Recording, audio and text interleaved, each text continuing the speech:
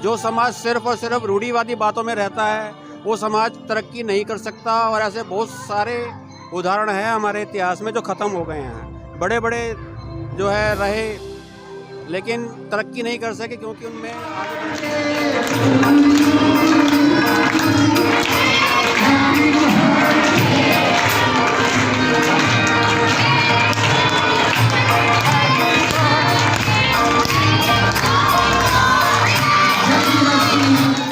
अपंग हो गए हम लोग। शिक्षा का तो ख़त्म ही कर दिया काम, क्योंकि हमें फ्री में सारी चीज़ें मिल रही हैं, किसी और हमारा ध्यान ही नहीं जाता। मैं चाहूँगा कि अपने लोगों तक आपके चैनल के माध्यम तक ये संदेश पहुँचे कि ऐसे कार्यक्रमों की प्रोग्राम देख कर के या प्रोग्राम सुन कर के यहाँ से कुछ सीख कर जाएँ, अपने बच्चों को बताएं, अपने पड़ोसियों को बताएं। तो शिक्षा का ऐसा कोई बड़ी बात नहीं है। बाबा साहब अम्बेडकर जी जैसे महान विभूति अकेले रहते हुए उन्होंने इतना बड़ा काम किया। अब तो घर घर में पढ़े लिखे पढ़ाई की ओर बच्चों का ध्यान आकर्षित किया जाए, पर आज कुछ और हो रहा है। बच्चे किसी दूसरे और क्षेत्र में जा रहे हैं। उसका कारण ये है कि ये समाज जो है ना अभी भी अवेयर नहीं है, और अवेयर न होने का कारण ये है कि एक बड़ा तबका जो है आज भी अशिक्षित है। उन्होंने थोड़ा बहुत पढ़ा है तो किताबी ज्ञान पढ़ा है, पर उसे जीवन में आत्मसात कैसे करना है, हमारा शोषण कहाँ हो रहा है, उसका मुकाबला कैसे करना है, ये सब चीज़ नहीं सीख पाए।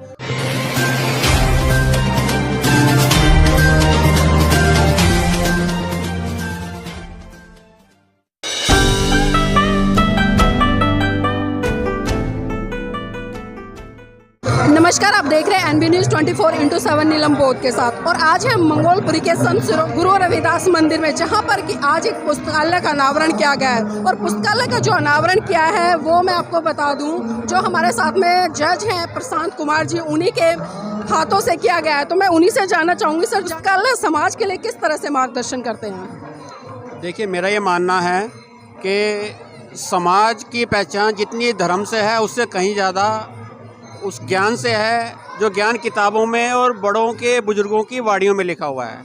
आज के समय में जितना भी ज्ञान है सारा किताबों में सिमट के है। हम जो भी पढ़े हैं यहाँ तक पहुँचे हैं सब किताबों के ज़रिए पहुँचे हैं। पुस्तकालय इसलिए ज़रूरी है, और मेरे हिसाब से जितनी ज़्यादा ये सब ज्ञान के भंडार पुस्तकालय जो भी खुलेंगे उतने ज़्यादा समाज का उद्धार होगा।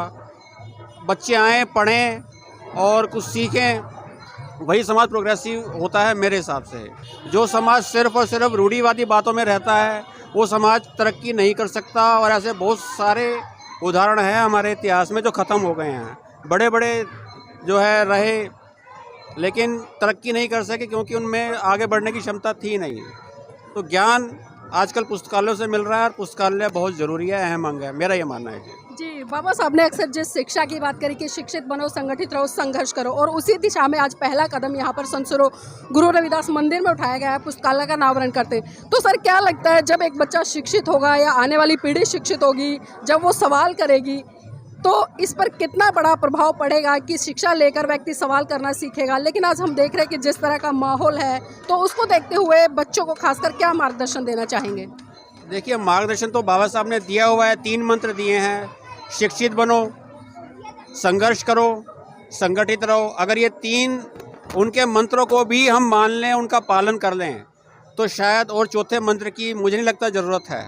ने जिस तरह से कहा है, अगर कोई भी व्यक्ति इन 3 मूल मंत्रों को जो कि बाबा साहब ने दिए, शिक्षित बनो, संगठित रहो, संघर्ष करो, अगर इनको अपने जीवन में मनोसात करता है और मनोसात के अपने व्यवहार में उतारता है, तो स्वाभाविक सी बात है उसका विकास संभवतः होगा। इसी कड़ी में मेरे साथ में और भी लोग हैं, उनसे भी जानने का प्रयास करेंगे कि आज जो पुस्तकालय खोला गया है उसके पीछे उद्देश्य क्या है, और इस तरह के पुस्तकालय से समाज के बच्चों को इन पुस्तकालयों से कितना बड़ा ज्ञान मिलेगा या कितना बड़ा मार्ग मिलेगा। सर, इस पर क्या कहना है? मैडम, इस विषय में मैं यही कहना चाहता हूँ, ये बड़ा अच्छी शुरुआत है। यहाँ पे जो रहने वाले आसपास के बच्चे हैं जिनके लिए पॉसिबल नहीं है किताबें खरीद पाना, अपनी गरीबी के कारण या किसी भी कारण वो यहाँ बैठें, समय लगाएं, बहुत अच्छी शुरुआत की हुई है इन लोगों ने। तो अब मैं सोचता हूँ इसको आगे और बढ़ाया जाए, और बहुत जितना भी अच्छा है बच्चों से भी आग्रह करूँगा मैं कि यहाँ पर आकर अपना जब भी टाइम है कीमती समय यहाँ पर अपना बिताएँ, और जो है ना यहाँ पर बैठ कर खूब अपना पढ़ाई अध्ययन करें। सर एक चीज़ और पूछना चाहूँगी, आज का अगर मैं वर्तमान समय की बात करूँ, आज बच्चे साइंस की तरफ ना जाकर कहीं ना कहीं रूढ़िवाद, पाखंडवाद और जिस तरह के कर्मकांड हो रहे हैं उनमें बहुत ज़्यादा रुचि दिखा रहे हैं, जबकि आज विज्ञान का युग है और खासकर संविधान है वो हमारा ये भी साफ साफ कहता है कि हमें साइंटिफिक एक जो आइडियोलॉजी है उसकी तरफ बढ़ना चाहिए। तो क्या कारण है कि आज बच्चे भी विज्ञान की तरफ ना बढ़कर, क्योंकि एजुकेशन का बहुत प्रभाव है, लेकिन विज्ञान की तरफ ना बढ़कर इस तरह के कर्मकांडों की तरफ बढ़ रहे हैं, तो इस पर क्या कहेंगे? मैडम आपका कहना बिल्कुल सही है। आज के ज़माने में हम देख रहे हैं बच्चा समाज कहीं ना कहीं दूसरी साइड में जा रहा है जहाँ से हम निकल कर आए हैं। इसमें मैं बच्चों को यही संदेश देना चाहूँगा कि जितना भी आगे बढ़ें, नए साइंस और नए युग के साथ चलें, नई जो हमारी टेक्नोलॉजी बढ़ी है उसको ज़्यादा से ज़्यादा सीखें और अपने जीवन में उसे उतारें। जी, बहुत बहुत धन्यवाद सर। तो इसी कड़ी में और भी यहाँ के अनुभवी लोग हैं, मैं उनसे भी जानना चाहूँगी। बाबूजी, जानना चाहूँगी आज जो पुस्तकालय का अनावरण हुआ है और खासकर शिक्षा के संदर्भ में ही मैं बात करूँ तो आज की जो आने वाली पीढ़ी है उसके लिए शिक्षा का कितना बड़ा महत्व है? ये तो आज के लिए क्या, ये तो पहले से ही महत्व था, लेकिन आज कुछ हमारे ही लोग जो हैं कुछ इस पर खास ध्यान नहीं दे रहे।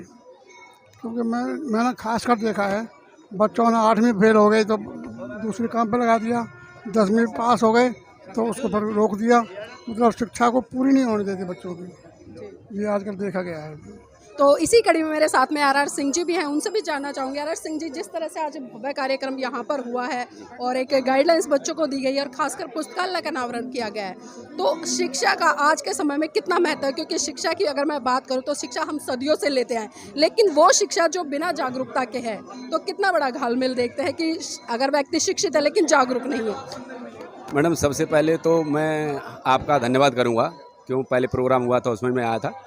आप जो कवरेज दे रहे हैं इसके लिए मैं दिल से धन्यवाद करता हूं, क्योंकि ये जो एरिया है यहाँ पर हर कोई ये काम करने के लिए राज़ी नहीं है। दूसरी बात ये है, जो आज काम हुआ है वो बहुत ही काबिल तारीफ़ है। दुनिया में मैं मानता हूँ, मैं शिक्षक हूँ, मेरा मानना है कि दुनिया में अगर कोई सबसे अच्छा और सबसे बड़ा दान है तो वो पुस्तकों का दान है। अगर आप किसी को कुछ भेंट करना चाहते हैं तो उसे पुस्तक भेंट करें। वो जो उस पुस्तक में बच्चा बड़ा जो कुछ पढ़ेगा वो आजीवन अंतिम सांस तक साथ रहता है और उसका कहीं न कहीं जीवन में सदुपयोग ज़रूर होता है। ये जो हमारे बच्चे जो भटक रहे हैं उसकी वजह क्या है कि बच्चों ने, हमारे समाज के बच्चों ने किताबी ज्ञान तो ले लिया है पर उसको आत्मसात नहीं कर पाए। तो मेन चीज़ ये है कि ज़्यादा से ज़्यादा पढ़ाई की ओर बच्चों का ध्यान आकर्षित किया जाए, पर आज कुछ और हो रहा है। बच्चे किसी दूसरे और क्षेत्र में जा रहे हैं। उसका कारण ये है कि ये समाज जो है ना अभी भी अवेयर नहीं है, और अवेयर न होने का कारण ये है कि एक बड़ा तबका जो है आज भी अशिक्षित है। उन्होंने थोड़ा बहुत पढ़ा है तो किताबी ज्ञान पढ़ा है, पर उसे जीवन में आत्मसात कैसे करना है, हमारा शोषण कहाँ हो रहा है, उसका मुकाबला कैसे करना है, ये सब चीज़ नहीं सीख पाए। तो ये जब तक वास्तविक ज्ञान हमारे अंदर प्रकट नहीं होगा तब तक अवेयरनेस समाज में नहीं आएगी। और ये जो आज पुस्तकालय का उद्घाटन आदरणीय देवदत्त सजल जी ने किया है, मैंने भी इसमें कल लगभग 50-60 पुस्तकें इंग्लिश मीडियम की जो है अपनी तरफ से बच्चों को पढ़ने के लिए भेंट की हुई हैं। और मैं ये विश्वास दिलाता हूँ कि आगे फ्यूचर में भी हम यहाँ पुस्तकें जो है उपलब्ध कराते रहेंगे, ताकि क्योंकि जो एरिया है, ये यहाँ की जो पब्लिक है वो बहुत ही गरीब, पिछड़ी, शोषित, मजदूर वर्ग के आदमी हैं। और ये समाज, ये बच्चे जो यहाँ रह रहे हैं वो इसी बात से पढ़ाई से वंचित हो जाते हैं, वो अपने लिए पुस्तक नहीं खरीद पाते हैं। खासकर इंग्लिश मीडियम बच्चे जो हैं वो पुस्तकें अरेंज नहीं कर पाते हैं। तो मैंने सारी पुस्तकें इंग्लिश मीडियम की भेंट की हैं और मैं जो भी कंट्रीब्यूट कर पाऊँगा इन बच्चों को ज़रूर सपोर्ट करूँगा। बीइंग टीचर मैं अपना कंट्रीब्यूशन बच्चों को समझाने पढ़ाने में भी ज़रूर दूंगा, ये मैं प्रॉमिस करता हूं। और मैं कहता हूं ये कार्यक्रम जो है लगातार निरंतर चलना चाहिए। आपसे भी रिक्वेस्ट करता हूं कि जब जब ऐसे समाज में प्रोग्राम हो तो आप उनकी कवरेज ज़रूर दें, क्योंकि मीडिया जो है वो एक बहुत बड़ी ताकत है। और आज का जो मीडिया है, जो ताकतवर लोग हैं, पावरफुल लोग हैं, उनकी कवरेज तो देता है, उन्हीं खबरें सुनाता है, चाहे वो अच्छी हो चाहे गलत हो, उनको दिखाता है। पर ऐसे समाज के, ऐसे तबके के बच्चों को या कार्यकर्ताओं को जो ना वो प्रोग्राम अटेंड नहीं करते हैं, जिसकी वजह से हम जो है हाईलाइट नहीं हो पाते हैं, हमें कोई पहचान नहीं पाता है। तो ये आवाज़ जब तक दूर दूर तक नहीं जाएगी, और इस आवाज़ को पहुँचाने का अगर कोई साधन है, कोई माध्यम है, तो आप हैं। बहुत बहुत धन्यवाद सर। तो देखिए जिस तरह से यहाँ पर हमने लोगों से बात कर, खासकर एक चीज़ निकल कर है कि भले व्यक्ति कितना ही शिक्षित हो जाए, लेकिन शिक्षा के साथ में जब तक जागरूक नहीं होगा उस शिक्षा का कोई भी फायदा नहीं है। तो ज़रूरत आज शिक्षा के साथ साथ में जागरूक होने की। इसी कड़ी में मेरे साथ में लक्ष्मण सिंह जी भी, उनसे भी जानना चाहूँगी। लक्ष्मण जी, जिस तरह से अभी लगातार मैं बात कर रही हूँ कि आज हम पुस्तकालय भी खोल रहे हैं, शिक्षित भी हैं, लेकिन आज क्या देख रहे हैं कि शिक्षा सिर्फ अपने तक ही हमारी सीमित हो गई कि हम शिक्षित हो गए, नौकरी लग गए और अच्छे घर में शादी कर ली और बच्चे हो गए और फिर टीवी और बीबी में मस्त हो गए। लेकिन जो एक समाज है, जो हमारे समाज के बच्चे हैं, जो गरीब है, हम उनकी तरफ नहीं देखते हैं। तो ऐसे लोगों को क्या संदेश देना चाहेंगे? देखो नीलम जी, आपके चैनल के माध्यम से मैं अपने लोगों को एक संदेश देना चाहता हूँ। ये जो कार्यक्रम होते हैं धार्मिक स्थलों पे, ये एक चेतना फैलाने के लिए होते हैं। ज़्यादा से ज़्यादा लोगों को हमारे बीच में आकर के ऐसे कार्यक्रम में हिस्सा लेना चाहिए। जो हमारे अतिथिगण आते हैं, जो पढ़े लिखे लोग आते हैं, ऊंचे पदों पर बैठे हैं, उनसे हमें कुछ सीख लेनी चाहिए। ये तो एक माध्यम है भाई। हमने यहाँ पे लाइब्रेरी का उद्घाटन हो गया, अब हो तो गया। ये पेरेंट्स को चाहिए, उनके माँ बाप को चाहिए कि वो अपने बच्चों को मोटिवेट करें कि भाई वहाँ पे फ्री में लाइब्रेरी की व्यवस्था है, आप लोग जाओ वहाँ पढ़ो और कुछ सीख कर हमें भी बताओ। क्योंकि यहाँ ज़्यादातर मैं देख रहा हूँ ना अपने समाज के लोगों में, जो नशे का ज़्यादा बोलबाला है, उसकी वजह से लोग अपने बच्चों पर विशेष ध्यान नहीं दे पाते। तो सर्वप्रथम हमें जो है इसको कंट्रोल करना चाहिए भाई। नशा और ये जो दूसरा ताश पत्ती वगैरह वगैरह, इन सब चीज़ों पर, और गवर्नमेंट से जो हमें ये सुविधाएं मिल रही, इनका हमें बहिष्कार करना चाहिए।